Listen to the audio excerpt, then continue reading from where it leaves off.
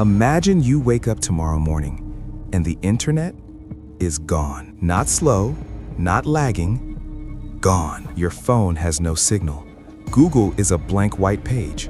Instagram doesn't load. Your bank app? Error. Your Uber? Can't connect. Your office Slack? Dead silence. And here's the terrifying part, James. Most people have no idea how close this actually is to becoming reality. You're listening to FutureTalk Podcast. I'm James. And I'm Sara. And today, we're going somewhere most people are too afraid to go. We're asking, what actually happens to you, to society, to the world if the internet shuts down tomorrow? And trust me, the answer is not what you think. Okay, James, before we dive in, honest question.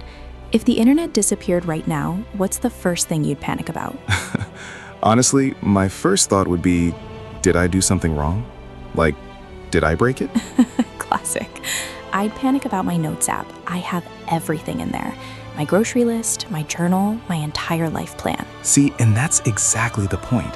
We've outsourced our memory to the cloud, our relationships to social media, our jobs to platforms we don't own, and we never stop to ask, what happens if the platform disappears? It's like building your house on rented land and not realizing it until the landlord shows up. Exactly. And Sara, the landlord, he's been having some health problems lately. Let's get real for a second.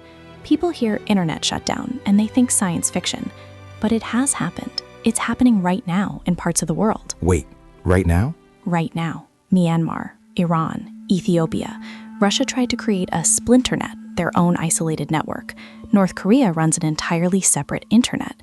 These governments shut down the internet for their citizens during protests, elections, conflicts. And nobody on the outside even noticed. Nobody noticed, because it's easy to ignore something when it's not happening to you. But here's what we don't talk about. The infrastructure that runs the global internet is shockingly fragile. Explain that, because I think most people imagine the internet as this invisible cloud floating safely somewhere. That's the biggest myth. The internet is physical. It's cables, undersea cables, miles and miles of fiber optic lines running along the ocean floor connecting every continent. Right now, about 400 of these cables carry 99% of international traffic. 400 cables? That's it? That's it. And they get damaged by ship anchors, by earthquakes, by fishing trawlers. In 2022, 3 cables were cut near Tonga after a volcanic eruption. The entire country was cut off from the internet for 5 weeks. 5 weeks. An entire nation gone from the grid, and most of us never heard about it. Then there's the solar flare threat, a Carrington bubble event like the one in 1859. Back then, it just disrupted telegraphs. If that happened today, scientists estimate it could wipe out power grids and satellites across entire hemispheres. And the internet dies with the power grid. Instantly. The MIT Technology Review estimated a severe solar storm could cause an internet apocalypse lasting months to years. Months to years. Let that sink in. Okay, so let's walk through it. Day 1, the internet goes down. What actually happens? Hour 1, confusion. Everyone thinks it's a local outage. They restart their router, check their phone, call their internet provider. Except calls are also disrupted because most modern phone infrastructure runs on internet protocol now. Hour 3, panic starts. ATMs go offline, credit card machines stop working. Digital payments, done. You now live in a cash economy, except most people carry almost no cash. I have maybe 200 rupees in my wallet right now. Maybe. Same. So you can't buy groceries, you can't pay for petrol, and the grocery store itself can't restock because their supply chain software, which tells them what to order and when, is also offline. Day 2, the hospitals. Sara, this is the part that really got me when I was researching this. Tell them. Modern hospitals run on connected systems, electronic health records, drug dispensing machines, ICU monitoring, radiology imaging. Most of this is cloud connected now. When the internet dies, backup systems can run for maybe 72 hours on generators. After that, doctors are working from paper or from memory. And the patients who depend on remote monitoring, on telehealth, on receiving regular medication shipments coordinated digitally, they're the most vulnerable. We're not trying to scare you. We're trying to wake you up. Because there's a psychological phenomenon at work here. It's called normalcy bias. Our brains literally refuse to process threats that fall outside our normal experience. We see the warning signs and we think, that won't happen to me. The same bias that makes people not evacuate before a hurricane. Surely it won't be that bad. And then it is. And by then, it's too late to prepare. Okay, because we're Future Talk and we don't just doom scroll, let's flip it. Is there anything we'd actually gain if the internet disappeared? You know, I actually thought about this a lot.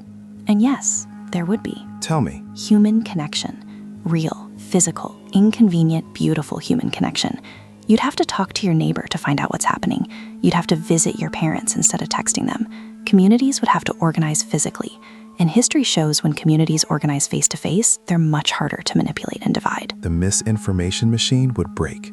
No algorithm pushing you toward outrage. No filter bubble. Just reality. And your attention, which has been the most valuable resource on the planet for the last 20 years, bought and sold by tech companies, your attention would finally be yours again. There's actually research that shows people who go offline for even a week report dramatic drops in anxiety and depression. Sleep improves, creativity returns, relationships deepen. We've built an incredible tool, but we forgot to ask, is the tool serving us or are we serving the tool? So, hypothetically, if it all goes dark, could we rebuild? Yes, but not in the way people imagine. The first internet was built in the 1960s, ARPANET. It took decades to grow into what we have now. A rebuild would likely take 5 to 10 years for basic functionality. And that world would look very different, more decentralized, more local.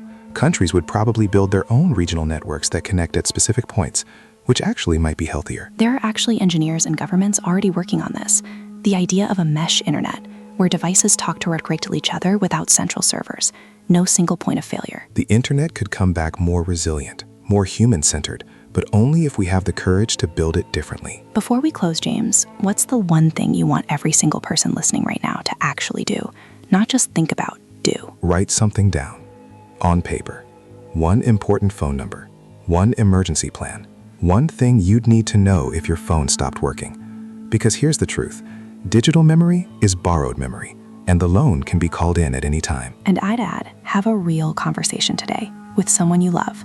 Not a text, not a voice note. Face-to-face or a real phone call. Practice being human without Wi-Fi. We're not saying the internet is going away tomorrow. We're saying, don't wait for it to disappear to figure out who you are without it. If today's episode made you think, hit subscribe.